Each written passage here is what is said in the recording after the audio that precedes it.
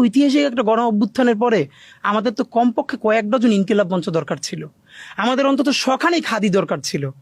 ধরেন আমি যদি এখন 20টা টপিকে কথা বলি, আমার কোনো কথারই কিন্তু গুরুত্ব থাকবে না, মানে ফোকাসড থাকতে হবে। তো আমরা যদি আজকে 100 ছেলে মেয়ে সততা এবং সাহসের সাথে দাঁড়াই থাকতে পারতাম, এক একজন এক একটা টপিকে কথা বলতাম, দেখেন ভয়েস রেইজ করলে একটা পর্যায়ে যে সেটার ইম্প্যাক্ট তৈরি হয়, এটা তো সত্য। বাংলাদেশে যারা হতাশা চর্চা করে তাদের জন্য বলি, ইংল্যান্ড আর ফ্রান্স আজকে তো খুবই সভ্য দুটো রাষ্ট্র হিসাবে পোট্রে হয় দুনিয়ায়। এই দুইটা দেশ একটানা 100 বছর যুদ্ধ করছে একে অপরের বিরুদ্ধে।